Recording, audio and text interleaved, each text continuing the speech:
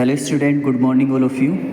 तो आज हम जो चैप्टर पढ़ने जा रहे हैं पॉलिटिकल साइंस का, मतलब रिवीजन करने जा रहे हैं, वो है ग्लोबलाइजेशन। ये आपका इकोनॉमिक और पॉलिटिकल साइंस दोनों में ही कनेक्ट होता है, ठीक है। तो अब इसमें जो है ना एनसीईआरटी में बहुत सारी स्टोरी दी हुई है ग्लोबलाइजेशन को समझाने के लिए आपको। जैसे एक स्टोरी दी हुई है रामधारी की, ठीक है। तो इसमें मतलब रामधारी हैं, उनकी एक बेटी होती है, वो उसे डॉल गिफ्ट करते हैं, लेकिन वो डॉल बनी भी कहाँ पर होती है? यूएसए में, ठीक है। दूसरा एग्जाम्पल दिया हुआ है साइकिल का, ठीक है। जब नेक्स्ट बर्थडे होता है तो वो साइकिल गिफ्ट करते हैं जो कि कहाँ बनी हुई होती है? चाइना में। तो इससे एक चीज़ ये समझाना चाह रहा है कि जो ग्लोबलाइजेशन है उसमें क्या होता है? मोमेंट्स ऑफ गुड्स होता है, ठीक है।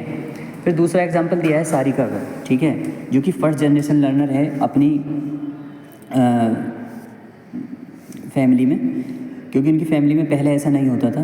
लेकिन इससे ये पता लगता है कि जो सोशल इम्पैक्ट है ग्लोबलाइजेशन का वो पड़ रहा है सोसाइटी पर, ठीक है। फिर तीसरा एग्जांपल दिया जनार्दन का, जो कि कॉल सेंटर में वर्क करता है और वो क्या करता है? डिफरेंट लैंग्वेज बोलता है। मतलब इंडिया में सपोज हिंदी बोली जाएगी, ठीक है, लेकिन वो क्या बोल रहा है? इंग्लिश बोल रहा है वहाँ पर कॉल सेंटर में जाकर, ठीक है। डिफरेंट कल्चर के लोगों से बातें करता है वो, जो कि विदेशी हैं, फॉरेनर हैं, ठीक है। और कहाँ रहते हैं? यूएसए में रहते हैं वो, यूएसए में, ठीक है। और इंटरेक्शन डिफरेंट कल्चर पीपल के साथ साथ वो क्या करता है? डिफरेंट लैंग्वेज बोलता है, बिहेव डिफरेंट तरीके से करता है, ठीक है।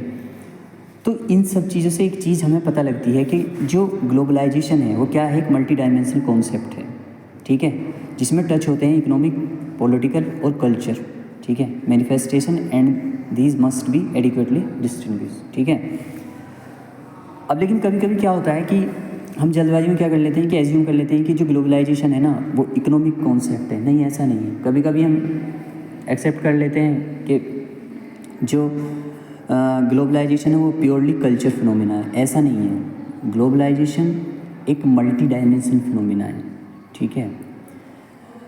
जैसे आप देखेंगे चाइना का एग्जांपल है। चाइना ने अपनी कल्चर को इंटैक्ट रखा है, लेकिन उसने अपने आप को मॉडर्नाइज किया है, ठीक है। तो उसने क्या करा? पॉलिटिकल सिस्टम वही रखा है कम्युनिज्म का, लेकिन उसने क्या किया है?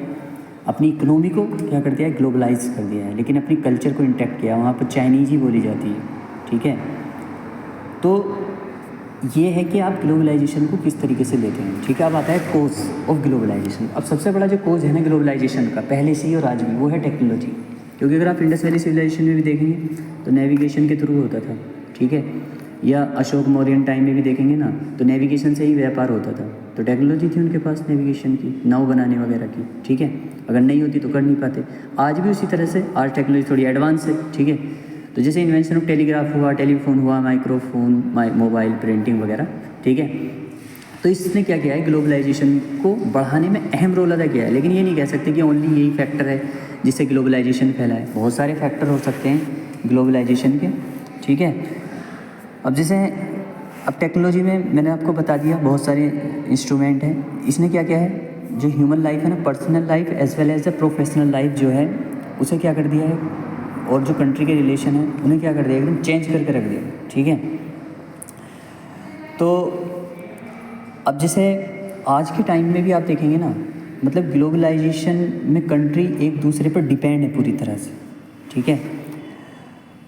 फॉर एग्ज़ाम्पल आप देखेंगे ना, यूएसए में इलेक्शन हुए हैं, वहाँ के जो प्रेसिडेंटल कैंडिडेट थे डोनाल्ड ट्रंप, उन्होंने एक वो कहा कि अगर हम आएँ तो यूक्रेन वॉर बंद करवा देंगे, ठीक है, रशिया यूक्रेन वॉर, ठीक है। उन्होंने कहा कि हम रशिया यूक्रेन वॉर बंद करवा देंगे, रशिया वर्सेस यूक्रेन, ठीक है, यूक्रेन वॉर बंद करवा देंगे, ठीक है। उससे तुम देखोगे ना, अगर मेरठ के आप रहने वाले तो वहाँ भी गोल्ड प्राइस क्या हो रहे हैं? डिक्रीज़ कर रहे हैं, ठीक है। पहले जिस दिन जैसे ही ये अनाउंस हुआ कि ट्रंप जीतने वाले हैं, ठीक है, एकदम क्या हो 81,000 था गोल्ड, गिर कर कितना हो गया? 79 हो गया, अब 77 पे चल रहा है, ठीक है। लेकिन अगर अभी ये हो जाए कि रशिया जो है ना एटॉमिक अटैक करने वाला है यूक्रेन पे, जो गोल्ड के प्राइस है ना इंक्रीज़ कर जाएंगे। तो इससे पता लगता है जो कंट्री है ना वो एक दूसरे पर क्या है? डिपेंड है, ठीक है। अब इसके कॉन्सिक्वेंसेस क्या हैं? देखिए कॉन्सिक्वेंसेस जैसे पॉलिटिकल कॉन्सिक्वेंसेस हो सकते हैं। जैसे प्राइवेट कंपनी आएंगी, एफडीआई आएगा, तो उससे क्या होगा?